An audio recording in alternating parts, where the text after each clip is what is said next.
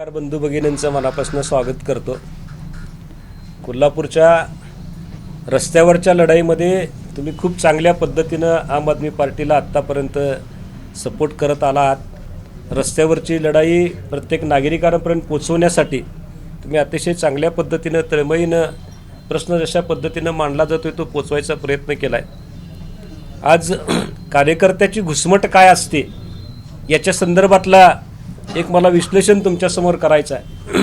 India आघाडीच्या माध्यमातून आम्ही लोकसभेला सामोरे गेलो, विधानसभेला आम्ही महाराष्ट्राचा विकास कामं चांगल्या पद्धतीनं व्हावीत म्हणून आम्ही महाविकास आघाडीबरोबर थांबलो। त्यावेळी आम्ही कोल्हापुरातनं जिथं काँग्रेस स्ट्रॉंग आहे तिथं त्यांनी आम आदमी पार्टीला सामावून येणं गरजेचं होतं। जिथं कार्यकर्ता पॅटर्न राबवायचा आहे तिथं त्यांनी आम आदमी पार्टीला सामावून घ्यायचा पाहिजे होतं। पण हे बोलल्याची कडी आणि बोलाची भात जो आहे त्याचा जो हवा आहे त्याचा जो फुगा आहे तो फुटला असं म्हणायला हरकत नाही। चर्चेच्या फेऱ्या किती ताणायच्या त्याला काहीतरी एक लिमिट असतं। आज बंटी साहेबांची सुद्धा आम्ही प्रेस बघितली, 1 तारखेपर्यंत आम्ही आघाडी निश्चित करून आम्ही त्या पद्धतीनं पुढे जाणार आहोत। 1 तारखेला मग निवडणुकीला दिवस राहिले किती, मग सर्वसामान्य कार्यकर्त्याने किती दिवस हवेवर बसायचं, सर्वसामान्य घटक पक्षांनी किती तुमची वाट बघायची आणि याचा कुठेतरी शेवट करायला पाहिजे, स्वाभिमानाने शेवट करायला पाहिजे। ही भूमिका घेऊन आज आम्ही घोषित करतोय की बाबा इंडिया आघाडीच्या माध्यमातून निवडणुका लोकसभा विधानसभेला जरी आम्ही लढल्या असल्या तरी स्थानिक स्वराज्य संस्था खास करून कोल्हापूर महानगरपालिकेची निवडणूक आज आम आदमी पार्टीच्या माध्यमातून एकला चलोरीची भूमिका घेऊन आपण चाललोय। याचं कारण की ही जी काही आघाडीची मानसिकता आहे, महाविकासची मानसिकता आहे, इंडिया आघाडीची मानसिकता आहे, याच्यामध्ये सर्वसामान्य कार्यकर्त्याला सामावून घेण्याची क्षमता तुम्हाला कुठं दिसून येणार नाही। याच्यामध्ये सर्वसामान्य घटक पक्षांना सामावून घ्यायची क्षमता तुम्हाला कुठं दिसून येणार नाही। आणि म्हणून या सगळ्या गोष्टीचा विचार करून सर्वसामान्य कार्यकर्त्याला न्याय मिळाला पाहिजे। कारण जर तुम्ही बघितलं सगळ्याच पक्षांमध्ये सर्वसामान्य कार्यकर्ता डिस्टर्ब झालेला आहे। 25-25 वर्ष ज्यांनी पक्षासाठी राबले, 25 वर्ष ज्यांनी पक्ष वाढवला, प्रसंगी सतरंजा उचलल्या, प्रसंगी खुर्च्या उचलल्या, प्रसंगी नेत्यांना जे काही लागेल ज्या पद्धतीची जोडण्या करायच्या आहेत, मदत करायची आहे, त्याच्यामध्ये कुठं त्यांनी कमी पडू दिलेलं नाही। अशा सगळ्या कार्यकर्त्यांना डावलून फक्त घराणेशाही, जो निवडून येऊ शकतोय, जो पैसे लावू शकतोय, त्याचं बॅकग्राऊंड कसंही असू दे, अशा पद्धतीची ही पक्षांची भूमिका आहे। या सगळ्या पक्षीय भूमिकेच्या विरोधात जाऊन कार्यकर्ता पॅटर्न राबवायचा अशा पद्धतीची भूमिका आम आदमी पार्टीची आहे। आणि कार्यकर्ता पॅटर्न राबवण्यासाठी आम आदमी पार्टी स्वतंत्ररित्या इथनं महानगरपालिकेच्या निवडणुकांमध्ये आम्ही सहभागी होणार आहोत। या निमित्तानं मला सांगायचं आहे, कोल्हापूरमध्ये सुशिक्षित वर्गाला हाताशी धरून कोल्हापूरमध्ये इंजिनियर आहेत, आर्किटेक्ट आहेत, मोठ्या प्रमाणामध्ये डॉक्टरांची संख्या मोठ्या प्रमाणामध्ये, कोल्हापूरच्या विकासावर प्रेम करणाऱ्या सामाजिक संघटना मोठ्या प्रमाणामध्ये दिसून येतात। या सगळ्यांना आम्हाला आवाहन करायचं आहे, कोल्हापूरचा जर विकास करायचा असेल तर आपण सगळे हातात हात घालून आपण जाऊया, सर्वसामान्य कार्यकर्त्याला संधी देऊया, सामाजिक संघटनेमध्ये सातत्यानं काम करणाऱ्या कार्यकर्त्याला आपण संधी द्यायचा प्रयत्न करूया। इतर पक्षांमध्ये जी नाराजी आहे, कारण कार्यकर्त्यांवर अन्याय झाल्याची भावना आहे, अशा कार्यकर्त्यांना आपण संधी द्यायचा प्रयत्न करूया।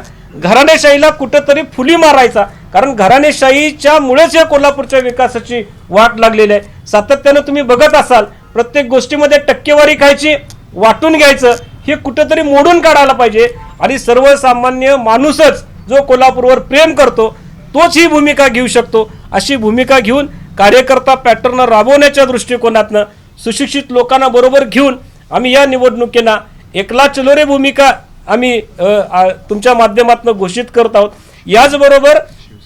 याचबरोबर कोल्हापूरमध्ये जे काही घटक पक्ष असतील, समविचारी पक्ष असतील, या लोकांच्या डोक्यामध्ये कोल्हापूरच्या विकासाचा अजेंडा असेल तर त्यांना सुद्धा आम्ही घ्यायची मानसिकता बरोबर ठेवलेली आहे। सामाजिक संघटना वेगवेगळ्या कोल्हापूरमध्ये असतील, यांनी सुद्धा आतापर्यंत कोल्हापूरच्या विकासासाठी योगदान दिलेलं आहे, त्यांच्यासाठी आम्ही आमची दारं खुली केलेली आहेत। सर्वसामान्य कार्यकर्ता असेल जो कोल्हापूरच्या विकासासाठी सातत्यानं आंदोलनं प्रश्न मांडायचा प्रयत्न करतोय आपल्या भागामध्ये, मग तो शिबिरं घेत असेल, रक्तदान कॅम्प घेत असेल, त्याच्यासाठी आम्ही आमंत्रण द्यायचा प्रयत्न करतोय। या सगळ्यांना बरोबर घेऊन आम्ही जातोय।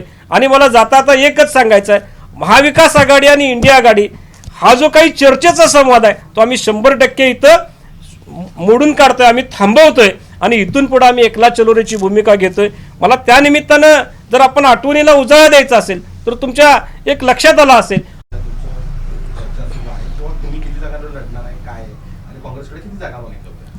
आम्ही साधारणपणे आमचे जे प्रमुख पदाधिकारी आहेत ज्यांनी रस्त्यावरची लढाई खरोखर लढलेली आहे, सातत्यानं लोकांच्या मध्ये गेलेले आहेत, सातत्यानं शिबिरं घेतलेली आहेत.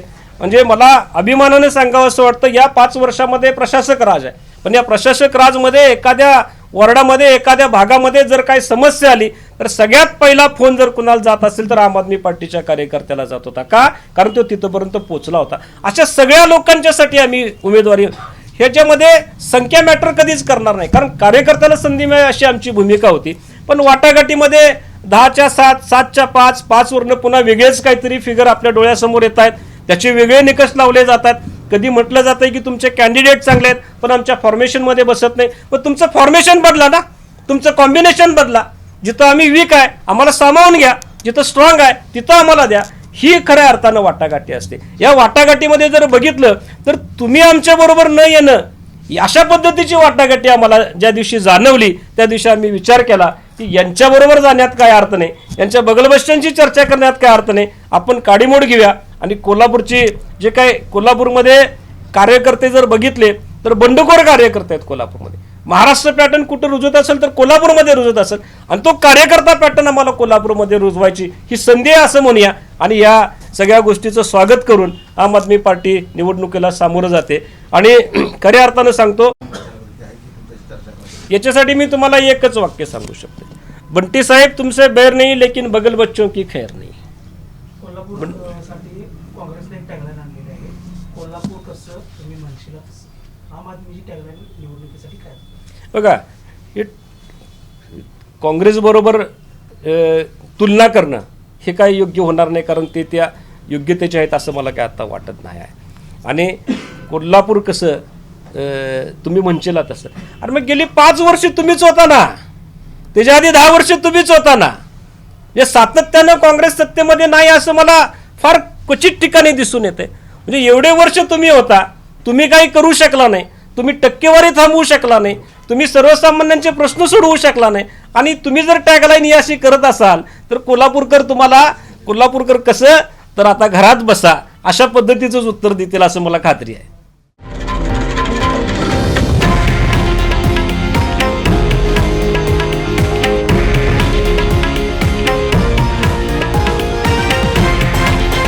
हे आहे देशातील नंबर 1 न्यूज नेटवर्क आणि आपण पाहत आहात TV9 मराठी, एकमेव.